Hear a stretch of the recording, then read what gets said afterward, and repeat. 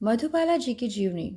मधुबाला के नाम से मशहूर महान अभिनेत्री मुमताज़ जहां बेगम देहलवी का जन्म दिल्ली शहर के मध्य वर्गीय मुस्लिम परिवार में 14 फरवरी 1933 को हुआ था। मधुबाला अपने माता पिता की पांचवी संतान थी। उनके माता पिता के कुल 11 बच्चे थे। मधुबाला के पिता अताउल्ला खान दिल्ली के एक कोचमैन के रूप में कार्यरत थे। मधुबाला के जन्म के कुछ समय बाद उनका परिवार दिल्ली से मुंबई आ गया। बचपन के दिनों में ही मधुबाला अभिनेत्री बनने का सपना देखा करती थी। सबसे पहले वर्ष 1942 में मधुबाला को बतौर बाल कलाकार बेबी मुमताज के नाम से फिल्म बसंत में काम करने का मौका मिला। बेबी मुमताज के अभिनय से प्रभावित होकर हिंदी फिल्मों की जानी मानी अभिनेत्री देविका रानी ने उनसे अपने बैनर बॉम्बे टॉकीज की फिल्म ज्वार भाटा में काम करने की पेशकश की, लेकिन मधुबाला उस फिल्म में काम नहीं कर सकी। मधुबाला को फिल्म अभिनेत्री के रूप में पहचान निर्माता निर्देशक केदार शर्मा के वर्ष 1947 में प्रदर्शित फिल्म नीलकमल से मिली। इस फिल्म के असफल होने से भले ही वह कुछ खास पहचान नहीं बना पाई, लेकिन बतौर अभिनेत्री उनका सिने करियर अवश्य शुरू हो गया। वर्ष 1949 तक मधुबाला की कई फिल्में प्रदर्शित हुई, लेकिन इनसे मधुबाला को कुछ खास फायदा नहीं हुआ। वर्ष 1949 में बॉम्बे टॉकीज के बैनर तले बनी फिल्म महल की कामयाबी के बाद मधुबाला फिल्म इंडस्ट्री में अपनी पहचान बनाने में सफल हो गई। इस फिल्म का एक गीत आएगा आने वाला सिने दर्शक आज भी नहीं भूल पाए हैं। वर्ष 1950 से 1957 तक का वक्त मधुबाला के सिने करियर के लिए बुरा साबित हुआ। इस दौरान उनकी कई फिल्में बॉक्स ऑफिस में असफल हो गई, लेकिन वर्ष 1958 में उनकी फागुन, हावड़ा ब्रिज, काला पानी तथा चलती का नाम गाड़ी की सफलता ने एक बार फिर मधुबाला को शोहरत की बुलंदियों पर पहुंचा दिया। फिल्म हावड़ा ब्रिज में मधुबाला ने क्लब डांसर की भूमिका अदा कर दर्शकों का मन मोह लिया। इसके साथ ही वर्ष 1958 में ही प्रदर्शित फिल्म चलती का नाम गाड़ी में उन्होंने अपनी कॉमिक अभिनय से दर्शकों को हंसाते हंसाते लोटपोट कर दिया। मधुबाला के उस समय के स्थापित एक्टर्स के साथ उनकी एक के बाद एक फिल्म आती गई तथा सफल होती गई। उन्होंने अशोक कुमार, रहमान, दिलीप कुमार, देवानंद आदि सभी के साथ काम किया। फिल्म काला पानी मधुबाला की हिट फिल्मों में से एक है।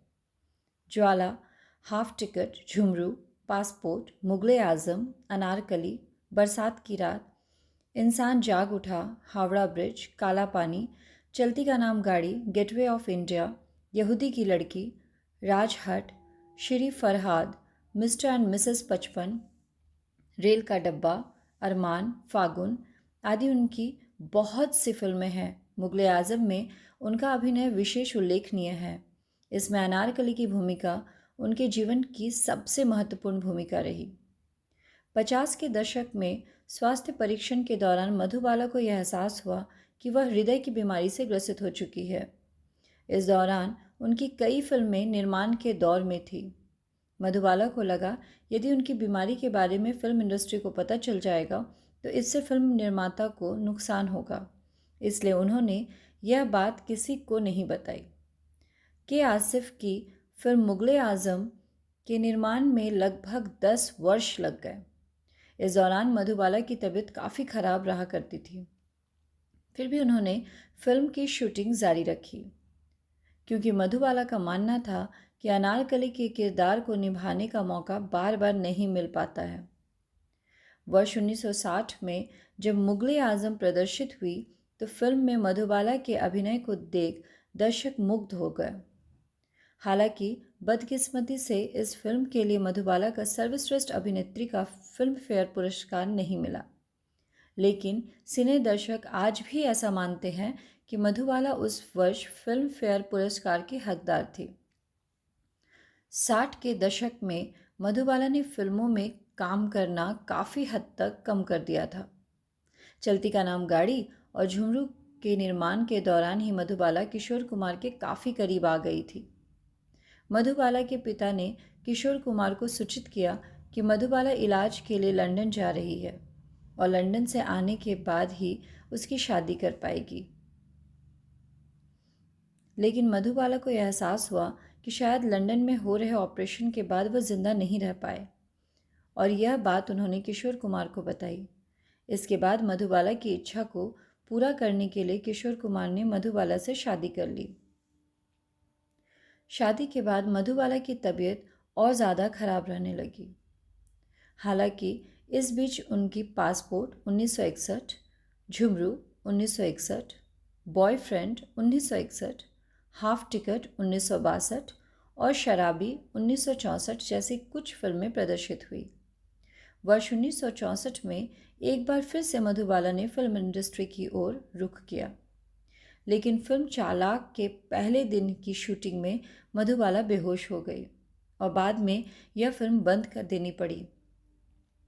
मधुबाला मुमताज जहां बेगम देहलवी एक प्रसिद्ध भारतीय फिल्म अभिनेत्री है, मधुबाला भारतीय फिल्म इतिहास की सर्वश्रेष्ठ अभिनेत्रियों में से एक है, और इसी खूबसूरती की वजह से मधुबाला को बॉलीवुड की मर्लिन मुनरो भी कहा जाता है।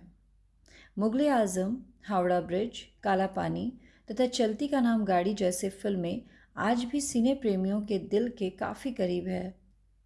अपनी दिलकश अदाओं से लगभग 2 दशक तक सिने प्रेमियों को मदहोश करने वाली महान अभिनेत्री मधुबाला ने मुंबई में 23 फरवरी 1969 को इस दुनिया से अलविदा कह दिया।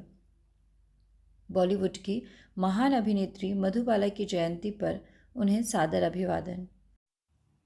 तो दोस्तों, अगर आपको ये बायोग्राफी पसंद आई हो तो प्लीज़ इसे लाइक करें, और इसी तरह की बायोग्राफी देखने के लिए मेरे चैनल को सब्सक्राइब करें। और अगर आप किसी के बारे में ज़्यादा जानकारी चाहते हैं तो कमेंट बॉक्स में ज़रूर बताएं। मैं जल्द से जल्द उन पर भी वीडियो अपलोड करने की कोशिश करूँगी। धन्यवाद।